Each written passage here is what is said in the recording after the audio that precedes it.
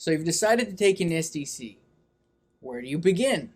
Thankfully, you have SDC's 101, which is this video, and PowerPoint. So in this video, we're going to be going over the basics of SDCs, all the way from the formal procedures to strategies that you should consider when writing your submissions and presenting oral arguments. And if there's some things that you find applicable to your situation, feel free to skip ahead or slow things down, whatever you prefer. As always, if you have any questions at all, feel free to reach out to any members of the exec and ask for some clarification.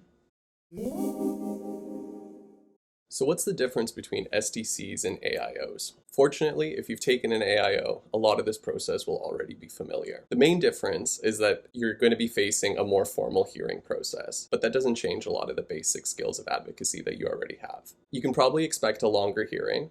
Typically, they last about an hour, and sometimes they can be longer. You are required to submit written submissions in advance, and these are due 1 week before the hearing. Instead of just having an AIO and the professor, the decision's going to be made by a panel of 4 to 5 people, and those typically include faculty members as well as a student representative. The hearing is chaired by a panel member, and the AIO in the SDC takes on the role of the opposition. Compared to AIOs, the timeline tends to be much longer. Sometimes it can take several months from the allegation to the hearing, and it typically takes about 2 weeks before you'll hear back from the SDC with their written decision. As well, the SDC is empowered to enact potentially harsher penalties as well, so it's important to flag that with your student in advance. And compared to AIOs, the penalty decision is applied, not recommended, and there are only very limited grounds that you can appeal on, which we'll discuss further. As mentioned, much of the core components of advocacy remain unchanged between an SDC and an AIO meeting. Just as you would before an AIO meeting, it'd be good to meet with a student in advance in order to listen to their side of the story and ask them to explain any questions that you might have upon first review of the evidence. It's important to determine any relevant mitigating factors and thinking about strong and compelling arguments for the student. As well, it's important that you're there to be able to provide an empathetic ear and answer student questions and help them prepare about what to expect during the meeting. So one of the first things that you're going to want to do when you have an SDC case, something that's going to help you to contextualize the allegation, is understanding how it actually ended up at the Senate Disciplinary Committee. What that means is, did the student actually choose themselves to have it come to the Senate Disciplinary Committee, or was it sent there automatically? If it was automatic, that probably indicates that the student has some sort of allegation history, that there's sort of a potential for harsher penalties. You're going to want to know whether or not there was a prior AIO hearing, and if there was, what was decided at that hearing. Are you just going to the SDC to decide the penalty, or is everything being decided at the SDC? And if the student does have prior allegations, you're going to want to know what penalties were assigned. We know that there's obviously the scale of escalation that usually follows, so you're going to want to help the student to understand what to expect based on the prior penalties that they have. So one thing that's really important when you have a student with prior offenses is that you want to actually ask them to send you the Form Ds that they received from those prior allegations. Students tend to have not the best memory when it comes to what happened in previous AIOs, what was actually assigned. Sometimes the details get lost. Sometimes they just misremember things. So it's always good to have the actual documents that were sent to them. That way you don't end up being surprised by something in an SDC hearing, thinking that a student maybe just got a failure in the class when they may have had like a previous suspension or something similar to that, or anything else related to the case. You just want to make sure that the information that you're getting is directly what happened in the case, and the best way to do that is to get those Form Ds from the student. So the first step in the SDC after your initial meeting is going to be completing your written submissions. All the information that you need for these written submissions will come from that initial meeting and any subsequent evidence that is sent to you by your student. So your written submissions will be split up into 3 subheadings. The first being the allegation, the second being the submissions themselves, and then the third component being the suggested penalty. When you start to write your SDC submissions, feel free to look at the Teams channel. We have a rather large precedent bank with tons of examples for various faculties and whether the student is accepting or rejecting the allegation outright. Additionally, there is a letter that gets attached. This is pretty fill in the blank. You'll list, your name, who you're advocating for. If you have any shadows attending, they'll be listed, and there'll also be a list of any evidence that you're attaching. So the first step in completing your written submissions is the allegations section. In this section, you'll want to give a brief overview of what the student is being accused of, including the assignment name, the class, and the allegation type. You can include more details about the method and manner that the student is being accused of using, whether that's using AI or plagiarism from other sources. You can include that here as well. You'll also want to state whether or not the student is accepting fault for the allegation and just arguing the mitigating circumstances, or if they're denying the allegation outright. So the second section of your written submissions is your submissions portion. Particularly if you are denying the allegation, this will be the bulk of your submissions. So in this section, you want to include any explanations as to how the student completed their assignment. So this could include if the student wrote it at home independently or if they took it in a proctored classroom. You can also include explanations as to how the student decided to make the unique choices they did. So whether that's, putting certain spaces after things in code, if it's using various sources or using various sentence types in plagiarized passages. Additionally, you'll want to reference and explain any evidence that you have in your submissions. Again, this could be examples of similar code that the student has completed in the past, examples from class that are similar, whether it's to a certain type of citation, prior drafts of the assignment if they're available, or screen recordings.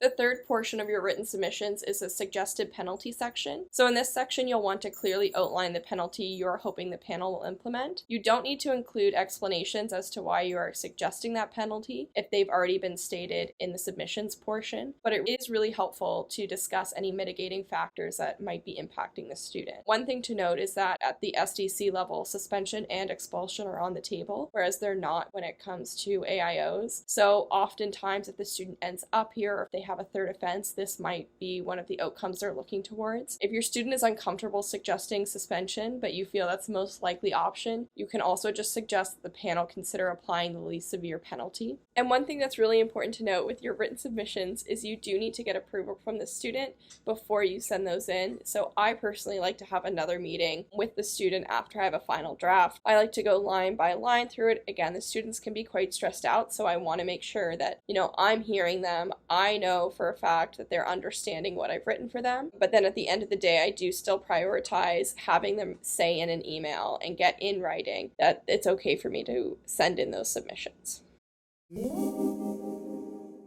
So from a procedural point of view, what's going to happen is the SDC panel chair is going to open the hearing by asking everybody that's in attendance of the meeting to introduce themselves, and then they're going to go over the process, as I'm about to do right here. So the first thing that happens is the AIO will make an opening statement. Usually they're very brief in making that statement. I suggest that you do the same and really reserve most of the meat of your argument for the main argument aspect of the hearing. Oftentimes the AIO's opening statement is really just a really brief summary of the allegation. After that, it's going to be the student or yourself make an opening statement. It comes down to personal style. I like doing the opening statement for my students just because I feel like I'm better able to keep it really concise and lay out a clear vision for the panel. And then I usually hand it over to the student to do the more meaningful part of the defense or the response. But again, that's really up to you. Also depends on how comfortable the student is doing things, how comfortable they are with the English language, how stressed they are. All those things can come into consideration when you're deciding whether the student should make the opening statement. Always keep the student's requested outcomes within your arguments. So in your opening statements, I would end with that. So after both you and the AIO have done an opening statement, the AIO will go over the evidence. Sometimes that can be lengthy, depends on the allegation, of course. After that, it's going to be up to the panel to ask questions of the AIO. Usually those are just clarifying questions. Oftentimes it has to do with timeline. Then it's going to be up to yourself and the student if they want to ask any questions at all. But it's not an opportunity to cross-examine or test the reliability, credibility of the AIO. It's really meant there for you to get clarifying questions if you spotted some ambiguity in what the AIO was saying, or if there was some kind of difference between what the evidence package was saying and what the AIO was presenting in the hearing. That would be your opportunity to clarify some of those points. But again, don't use it to make arguments as such. After that, it's going to be the student's opportunity, or your opportunity, if the student really doesn't want to talk, to provide a full response to the allegation. But another thing that's really important is you don't want to be just regurgitating everything you've written in your written submission when you're doing your main arguments. Oftentimes I find that the panel has a limited attention span, and that's nothing against them. Obviously, everybody has a limited attention span. I would suggest really trying to focus on your strongest arguments. The less points you have, the better opportunity that the panel will have to ask you questions on them if they don't understand something. And you always want the panel to be hearing you loud and clear and fully understand everything you're saying. And yeah, you don't have to be super adversarial about it. You outline the logic of your argument, your results in a very non-adversarial way. And I feel like the panel is much more responsive to those kinds of arguments as opposed to a more combative, adversarial, and whether you like it or not, then tensions rise, emotions get in the way of things, and it becomes less about the logic and fairness to the student, and it gets a little bit more tit for tat, and we don't want that. I like to always start off by reminding the panel that they are deciding on whether an allegation or an academic integrity offense has occurred. They are doing so on a balance of probabilities. Oftentimes, I find the panel doesn't have that right at the forefront of their mind when they're making decisions, so I think it's useful to remind them of that. It also is a useful springboard that you can use to outline the rest of the allegation. This really only goes if you're denying the allegation, and then you can talk about how different elements of evidence fail to meet that standard of the balance of probabilities. And last thing, don't be afraid to use visual aids. For example, you have one PowerPoint slide and outline your main points, share your screen. I find that's a useful technique, especially where we're just doing everything online. Being able to share your screen is super key, really helps clarify things for the panel. So don't be afraid of using that if you need to. After that, the panel will have an opportunity to ask you or the student questions about your defense. Usually they're not super harsh. And then the AIO will also have an opportunity to ask questions of your defense. Again, not super harsh. Main purpose is to clarify things. It's not a cross-examination. After that, it'll be up to the AIO to make a closing statement, and then it's on to you or the student to do the closing statement. This is actually a good opportunity for you if your student isn't doing a great job of articulating the different reasons. I find it's a really good opportunity in the closing arguments to bring everything together, make it really concise, and if you want, end with a mic drop. So Dan did a really great job covering some of the basic points of the questions and SDCs. But one point I really want to drive home is sometimes the hearing isn't actually the best place to get more information. What you don't know can hurt you. So if you don't know exactly how many similarities are in a code, for example, and the professor just talks vaguely about it, or the academic integrity officer just talks vaguely about it, we don't always want to draw specific attention to the specific details that they're relying on for their allegation. And that goes for, codes, essays, really any assignment like that. Again, if you don't know what's going to come out, sometimes it can end up looking worse for your students. So you just want to be careful about the questions you're asking. And again, like Dan said, it should mostly be for clarification. If somebody has made some points, it could be like, you said XYZ, is this what you're getting at? And make sure that you, your student, and the panel are all on the same page. So there's just a couple points that we wanted to make about conduct throughout the SDC hearing. And this goes for, members of the panel, the AIO, the professor, and us as advocates. So it's not uncommon in SDCs that sometimes you'll have, an AIO or a member of the panel that perhaps takes it a little too seriously, too adversarial. They might try and bring in evidence that perhaps wasn't in the evidence package, and they may think and treat it perhaps like it's a real trial, but a real trial like they see on TV. So in these situations, the best way to respond is just to try and handle yourself with grace. You want to position yourself as that voice of reason. So, sometimes it's best to just kind of let them go down their rabbit hole, and perhaps in your closing statement, you can address some of the points that they raise step, if there's anything improper with it, any issues, and again, do it in a respectful way, but highlight that, some of this stuff is maybe a little bit out there, but really if we focus on the core issues, here's where it is. And again, that's where you try and position yourself as that voice of reason. But again, on the flip side, sometimes these panel members make it too adversarial, but as advocates, we can do that as well. So we don't want to make it a more high stress situation than it already is. We don't want to try and surprise the panel with things. We want to be collaborative with them as well. And we want to consider the way our actions are going to actually impact our student. So, we really want to be aware of any time constraints that happen. As Dan mentioned, the panel does have a limited attention span, as we all do. So you really want to make sure that you're only highlighting perhaps your strongest points or really the relevant information. And again, if we're overly adversarial with them, we can raise those tensions, and we really want to try and win the panel over. It's like you're trying to win a judge over. If they like you, if they like your client, they're going to try and find ways to help you. The panel is the same way. So, that doesn't mean we agree with everything they do. And if they step out of line, you still respectfully address that. But you want to put your student in the best position possible to get a more lenient penalty, to have the panel more willing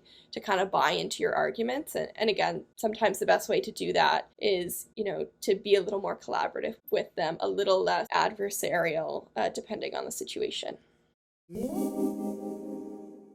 So one thing you're always going to want to do immediately following an SDC hearing is sending a quick email to your student, following up with them, seeing how they're feeling about things. It doesn't need to be anything too in-depth, but it's a really stressful process for them to go through. Sometimes they might want to meet with you immediately after and just sort of do a quick debrief. That's optional if you'd like to do that. The other follow-up you might want to do with the student is actually once you receive the decision itself. So once the panel, at some point within that 2-week frame when you get the decision back, probably will want to reach out, see how the student's feeling, offer to give advice if they're unsure of what's going on. A lot of times you're probably also going to have to, if the student's unhappy with the decision, explain the grounds of appeal. As Cassandra mentioned, the grounds for appealing an SDC decision is very limited, and in many circumstances, a student might feel that the decision that they received was unfair, and that in and of itself should warrant an appeal. Unfortunately, this isn't the case. It's also worth noting to the student that appealing an SDC decision may lead to a different or even more severe penalty. Typically, from an SDC decision, you are limited for appealing that decision on 2 grounds. The first one is a denial of natural justice, which honestly rarely gets used. Typically, this happens when a student was denied an opportunity that is otherwise available to the rest of the students in the class, or if an accommodation was, for example, improperly implemented. The second ground of appeal is unfairness in the application of the relevant regulations regarding academic standards, evaluation, progression, advancement, or any other type of academic regulations. Now, this second ground of appeal is a little bit more strict than simply the student thinking that that particular decision is unfair, or because the outcome of that decision is going to have an unfair impact on them. This tends to go a little bit further than that. Typically, what you're looking for is instances where panel members may have completely omitted factoring in certain mitigating circumstances that you highlighted in your written decision and oral arguments. Oftentimes as well, this is typically where we'll make arguments around reasonableness. So for example, if a penalty was overly harsh, and this has to be qualified in very exceptional circumstances. So if a student is, for example, on their 3rd or 4th offense, suspension is definitely in play. And if under the circumstances, the panel would have still arrived at that decision independently of what would have happened, it's very difficult to argue that that in and of itself was unfair. We're looking for situations where, I'm trying to think of examples. That's how rare it is, that it's difficult to come up with examples of situations. So again, it's really important to evaluate how your hearing went and to think about your case and the arguments that you can put forward for it before actually appealing a decision, just because that threshold is so high. So if you have a situation where you feel uncertain about whether this might be a particular case that could be suitable grounds for appeal, you're more than welcome to discuss it more with your mentor or anyone on the exec team as well. Thanks Thanks for for watching!